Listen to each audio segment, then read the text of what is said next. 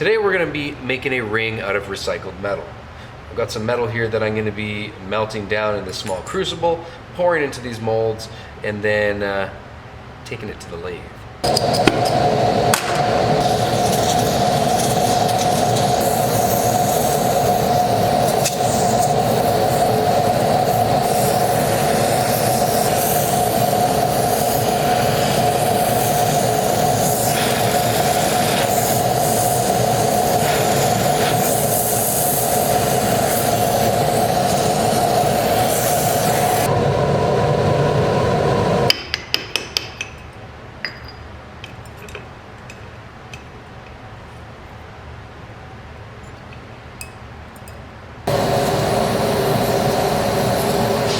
Wasn't quite happy with how big that ingot was. I'm going to add a little bit more metal. Make this a little bit bigger.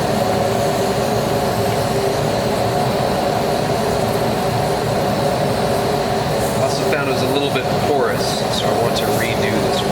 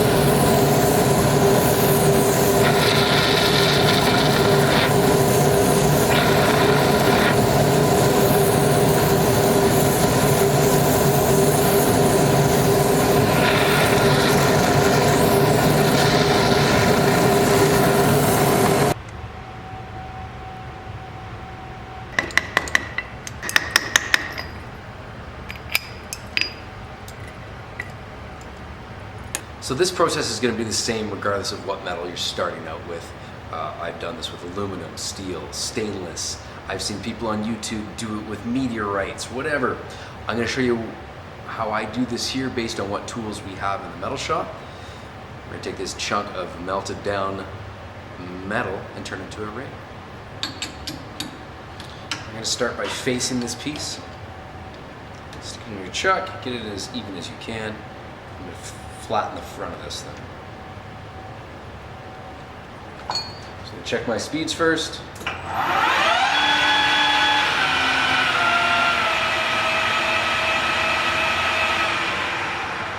Put on the bit that I use for facing, check that it's centered, and we have disabled the safety shield for this, just for this video, just so that the audience can see more of what's going on. Start with a light pass. I'm just going to let it touch.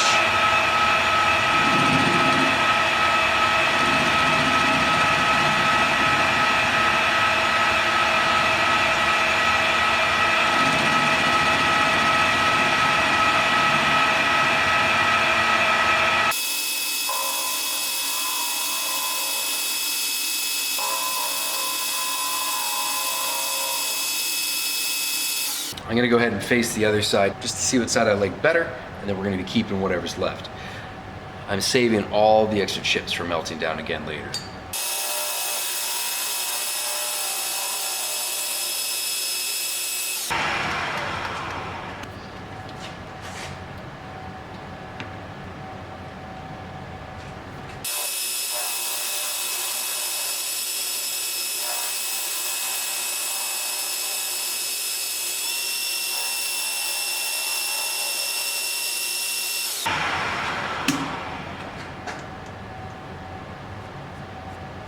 Next step is center drilling. We need to drill a small hole.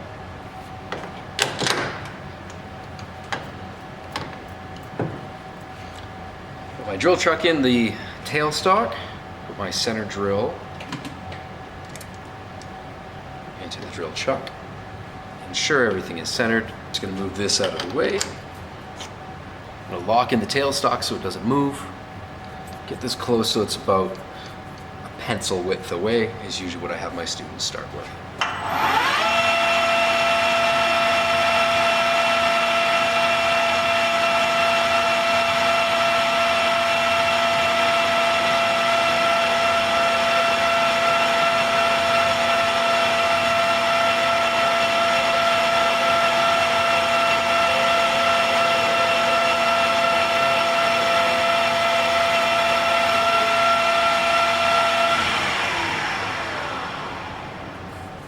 Now, center drilling, it's not going to fit my finger yet. I'm going to be using a 1/2 inch drill bit to go all the way through. And then I'm going to use a boring bar to bore out the hole exactly to the size that I want.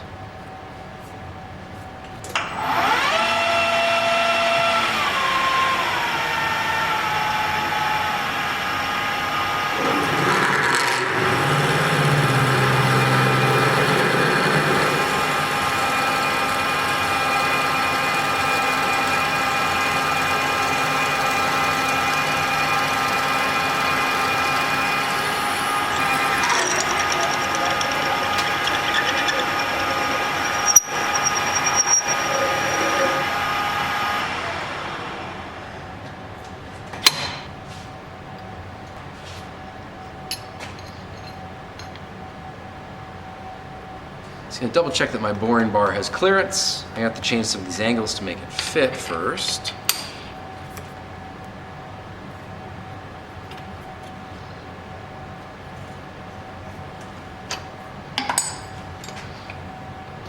Yeah, clear all the way through. Now, before I start on that, I gotta figure out what size finger hole I'm gonna be making this. Got a pair of ring sizers here. Let's figure out, it kind of fits over. Yeah, size 9 would be good for me. I have a ring mandrel here. So when it gets to a size 9, this is my easy way to check it without having to use digital tools. I'm gonna turn the machine off. I'm gonna stick this inside the ring, and that's gonna tell me if I'm at the right place or not. I put the boring bar inside the hole. I'm gonna bring it back towards me until it touches. That gives me my 0. All right, let's make this bigger.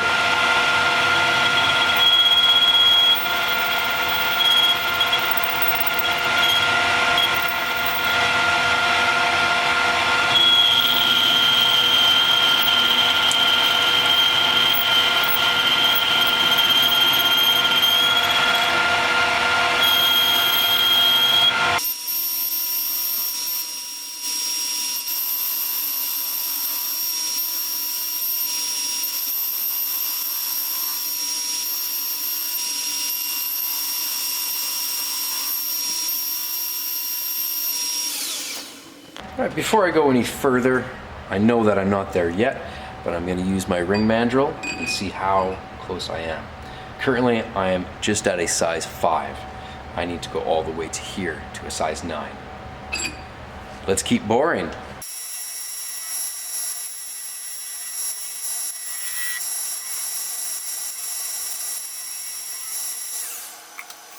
Six and a half.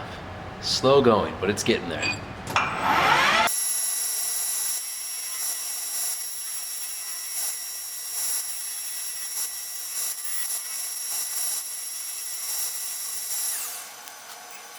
There we go, size 9.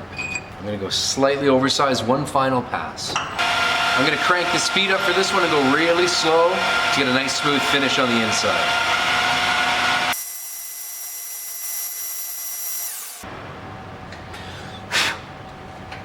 All right, we're bored just slightly larger than a size 9. Now that I'm bored to the size I want, I'm gonna bring the ring down to width. I could have started with a smaller piece of metal, but I wasn't sure how my casting would turn out, so I used a bunch of materials when I melted that down. I'm gonna bring this down to it's about the width of a pinky.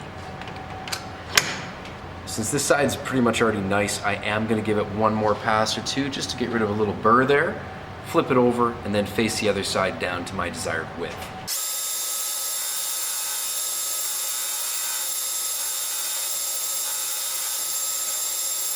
You saw that I went inside during that last pass.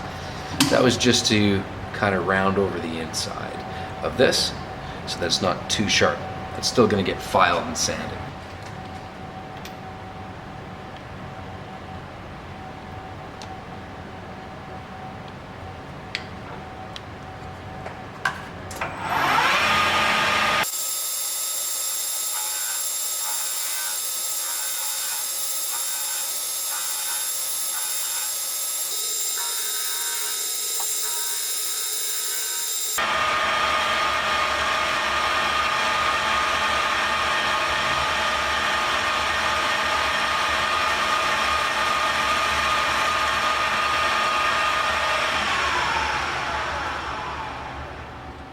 The next step I'm going to be doing is to work on the outside of the ring.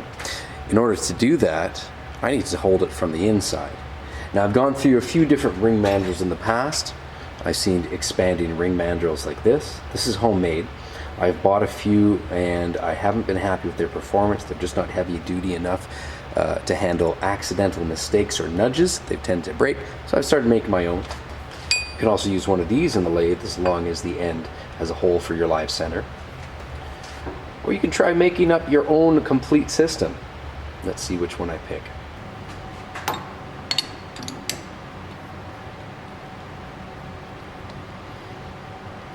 So the way that this mandrel has been constructed, we machined this out of a solid piece of steel. We took some aluminum and made these funky little shapes here. I think we saw a picture on the internet and tried to make our own. This all gets sandwiched together, and we're going to support that with a live center.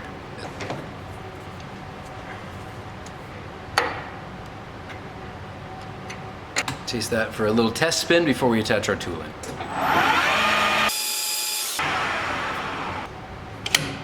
Alright, make sure that my cutting bit is properly centered.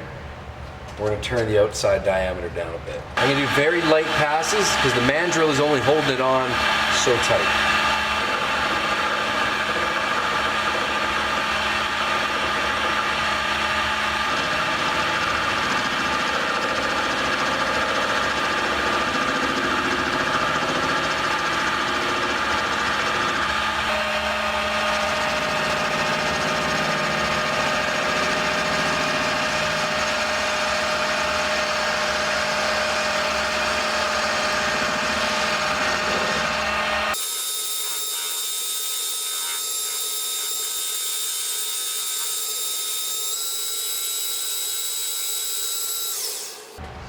Now, I'm happy with this outside diameter. I've left a little bit extra. But we're going to carve out a little shape in the inside, and now we're going to do an inlay. For some people, this would be enough to make a ring. Round the edges, make it smooth. But let's add a little something extra.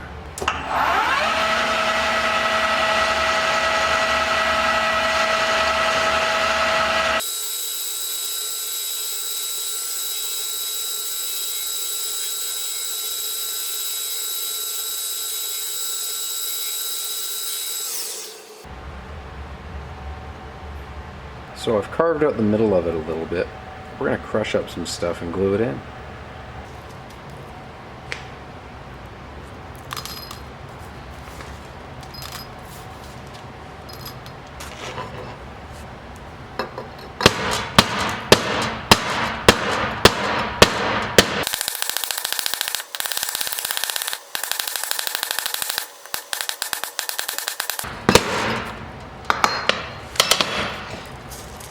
I'm going to go ahead and glue in those little objects using a little bit of CA glue.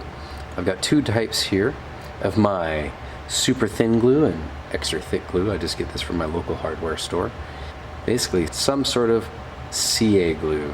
I'm going to use an extra thick that takes a little longer to dry, and a thin one for getting into those little cracks.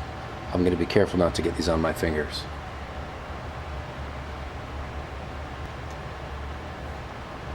Tweezers might be helpful.